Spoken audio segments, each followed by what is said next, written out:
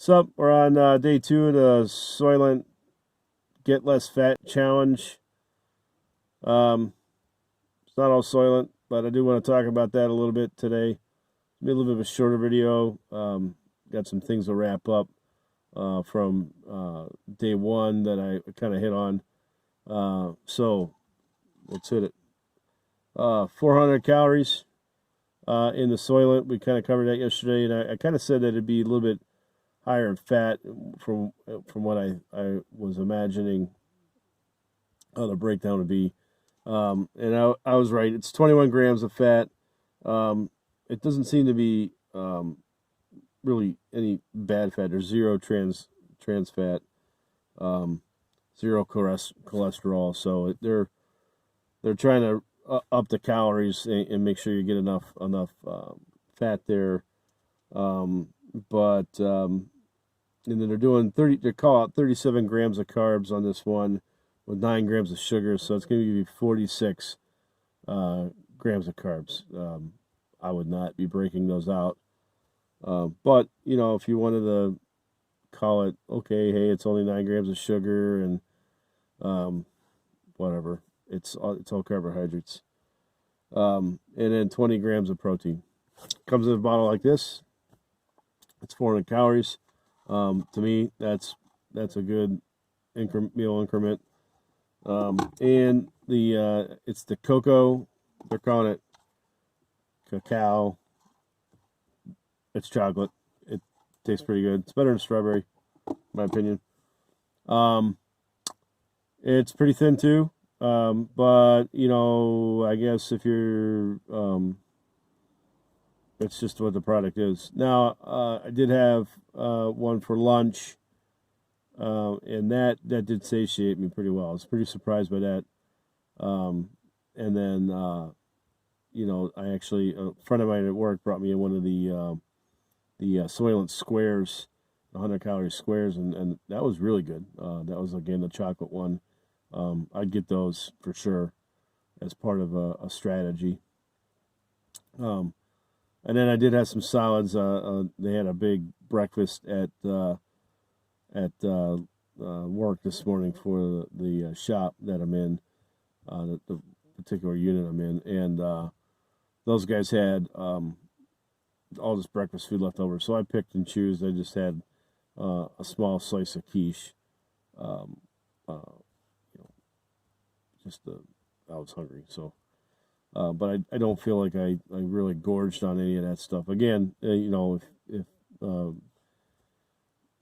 you watched the video through the whole time on the last one, I might hit 600-700 calories at a time sitting down. So, to cut that in half is really pretty decent. From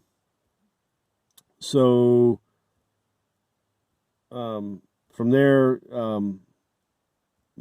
247 is the number for today. Yeah, it's probably from not having as many solids in my body at one time. I don't really think I'm losing a pound per day in actual body weight. Maybe a little less water retention from less sodium. I'm not sure, but my pants aren't looser or anything like that, and the math really wouldn't work out to have that much gone. So, yeah, I mean, according to the scale, I'm getting less fat, but the waist size is still saying that I'm just as fat.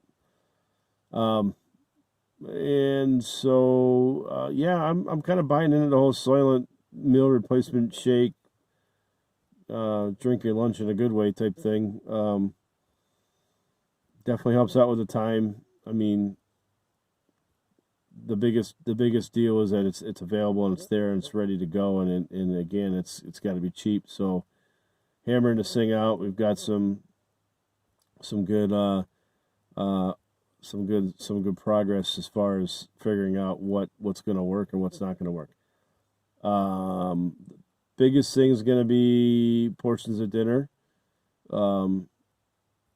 If you guys are following along, I mean, it's pretty easy to come home, be seriously hungry, and just jam on whatever the family made for dinner, or if you guys are going out, just watching a portion control there. So um, so last night the family had fajitas. Um, I pretty much cut all carbs out of that. I figured I had enough for the day, um, and went in and I just made a little bit of a bowl of lettuce, and then I threw the fajita mix on top of that. It was chicken, peppers, onions, and the seasoning. That was really good. But one thing I have noticed is even the last day and a half, 2 days, it's definitely feel fuller. Stomach is starting to shrink a little bit. Keep that up the rest of the week. Tomorrow's the 4th of July, so gonna have to really pay attention there, especially with the alcohol intake or beer intake or whatever. But yeah, I'm pretty impressed so far with this this take on this. Usually, the last few months I've done paleo or keto or anything else, and trying to get the wife into that, and I was ravenously hungry on that concept. So that kind of brings me to my next thought. I remember reading the Encyclopedia of Bodybuilding back in my early 20s, when I was kind of dabbling in that, and Arnold in that it's booked about Arnold Schwarzenegger. He had stated at some point there, and it stood out to me at one point, that when you're cutting for a competition, these guys are experts at this, but you're cutting for a competition, you still want to have carbohydrates. And in the popular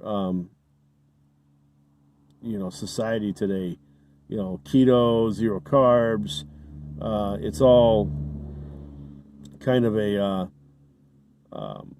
it's kind of the enemy. The carbohydrates are the enemy, and I think that these guys are always on to this thing, but so these guys, when they're working out and they're trying to gain mass, of course protein's a big part of it, but they're really bulking up, so they'll have a certain amount of grams per body pound, and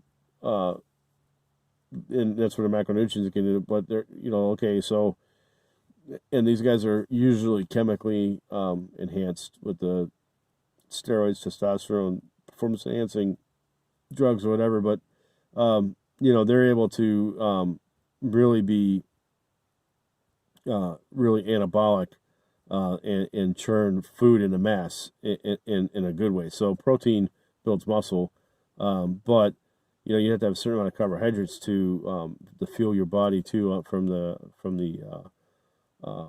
fuel side. I think it's glycogen. I don't really remember, but you need a certain amount of fuel to maintain bulk. But when these guys cut down, they were cutting their carbs to 1 gram per body pound. So, basically, what Arnold had said in that encyclopedia, if I didn't say it just earlier, that fat was burned in the furnace of carbs. And what he was saying was, yeah, you want to reduce your carbohydrate intake, but you want to make sure that you're also not cutting it out completely, because you still need it to burn the fat and not waste the muscle mass that you just work so hard to do. But so I think you're these guys are definitely on to something, and we'll have to my kids are knocking on the window, but we'll have to kind of explore that, and I'll look that up. I'll try to dig that back out and see what we got. But yeah, so don't cut out carbs completely is my strategy. We'll try to figure out how we're gonna do this thing, as far as I'm concerned. And I'm gonna follow that old adage: don't cut out carbs completely, but you know, don't eat a loaf of bread every day either. So, all right, we'll get back into that. I gotta go. Talk to you later. Bye.